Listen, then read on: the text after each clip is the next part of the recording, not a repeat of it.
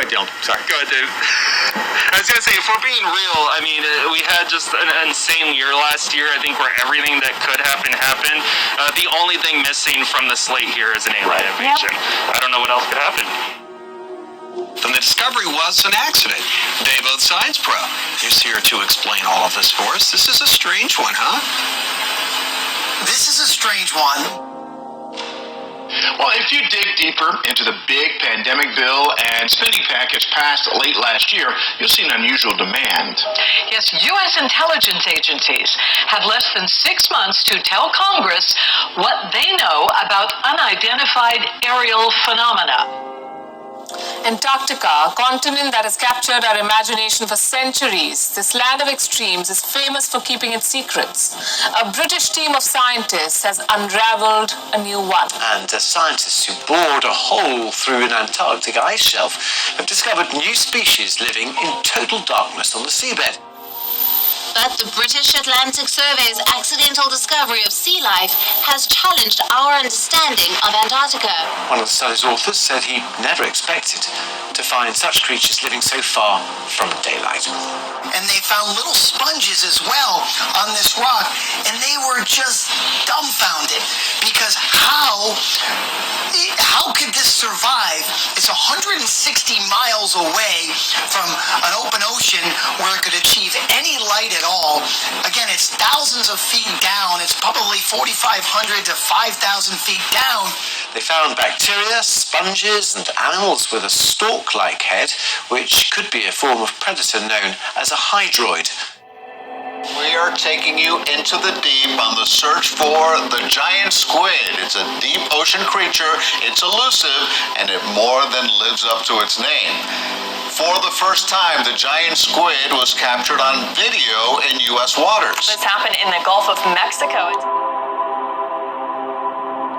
One of nature's most spectacular shows, the eruption of a volcano, has been going on apparently harmlessly on the Italian island of Sicily. Mount Etna, Europe's most active volcano, has been blowing out smoke and lava. Italy's chief volcano scientist says it's nothing to worry about, but because small stones and ash are being thrown into the air, the nearby airport was closed. Powerful tremor has jolted Japan just weeks from the 10-year anniversary of the Fukushima earthquake disaster. Scientists have described it as an aftershock almost a decade in the making. A strong overnight quake as it hit northeastern Japan off the coast of Fukushima. The initial quake was followed by a series of aftershocks.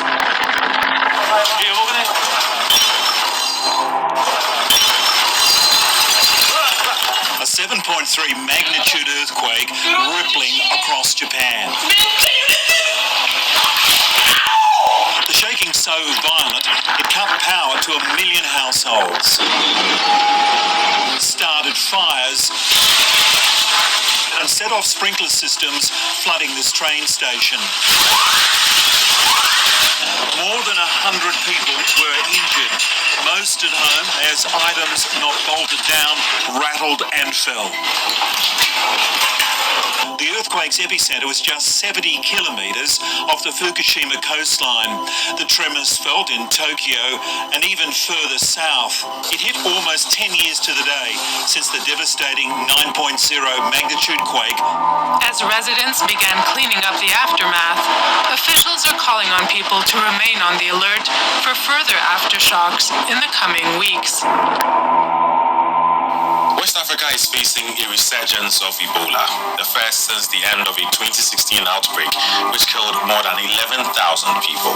Now, back then, the epidemic began in Guinea, and now that same country has recorded 7 new confirmed cases.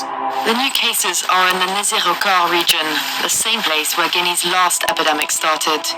For health authorities, it is for now a race against time to trace and isolate contact cases before it's too late. The United States is working closely with several African countries at risk in a new Ebola outbreak happening in Central and West Africa. With COVID concern taking over day-to-day life, should we be concerned about another potential pandemic? His ambitious deputy Kamala Harris was telephoning foreign leaders. That's a novelty for a vice president. And this week, he emerged to participate in a sanitised town hall being interviewed by the Bidenista, Anderson Cooper of CNN. Biden promptly gave away his teleprompter, and the result was nothing short of a disaster.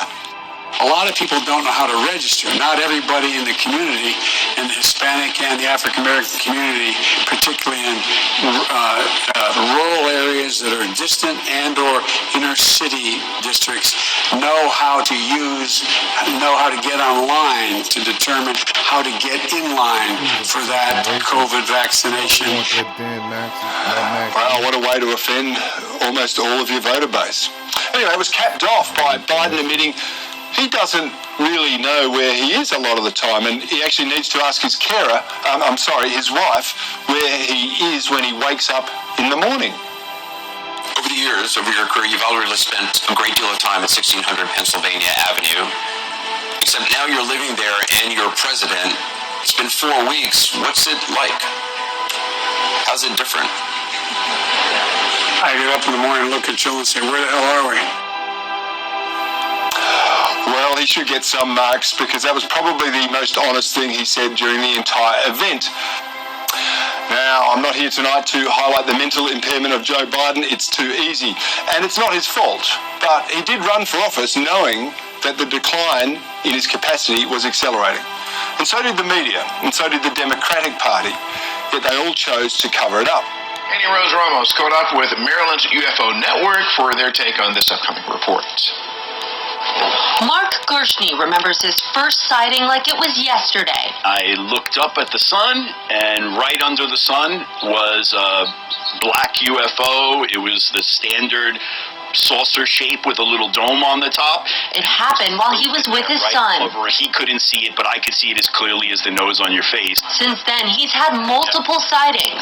I've seen UFOs right here on the corner by my house. I've seen the kind that just seems like a ball of molten metal, glowing white plasma ball that just, gently floated overhead and then passed through the trees. My wife and I both saw that. He's now the president of Maryland's chapter of the Mutual UFO Network, also known as MUFON, investigating sightings in the state. Maryland has seen 11 cases already this year. And soon, Mark's belief in UFOs could be corroborated.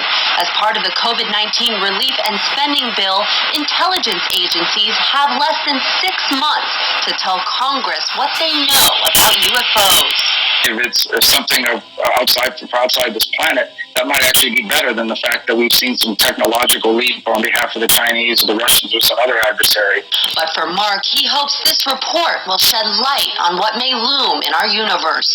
I think it's good, though, for the country, and I think it's good for civilization as we evolve to understand what's really going on out there.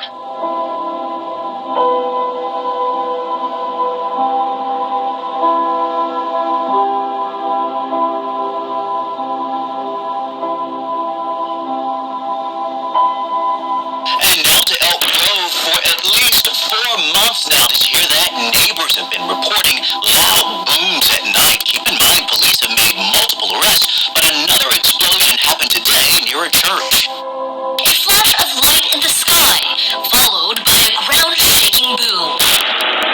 This video was taken in October, one of the first complaints of explosions that have rocked Elk Grove for months. Happens, once a month now? Jeff Singh, who lives behind the Calvary Christian Center, says it always happens after midnight. On Monday, he heard it again. This is the loudest one we've ever heard. He says it seemed to wake the entire neighborhood.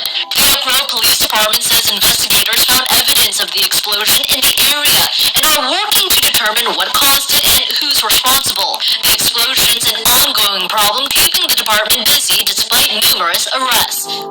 Alrighty, alright. Let's prepare ourselves for this stay home. While getting ready for his live shot this morning, our Dylan Kendrick looked up and gasped. Gasped, we say. He saw a string of strange lights zipping across the valley sky. He's not the only one. So what was it? Do we need to call the Men in Black or something? Let's bring in Dylan. Dylan, what did you see? Oh man, so I'm just gonna start off with saying I'm not the average Joe who starts talking aliens just randomly get people fired up this morning. No, that's more fun. I hope we could and show some of the video, but what we saw, my photographer Luis and I were just talking in between that live shot that we brought to you in the 5 o'clock hour, looked up and just saw at least 20 or 30 lights just kind of coming into play. So there was a dark sky, nothing, and then these like bright lights just started coming out and just moving about in a southeasterly direction. One of the strangest things I've seen, like I said, at this point they're unidentified. UFOs don't associate all the time with aliens, but at this point I've never seen anything like it. Folks are reaching out to me on Twitter for my video.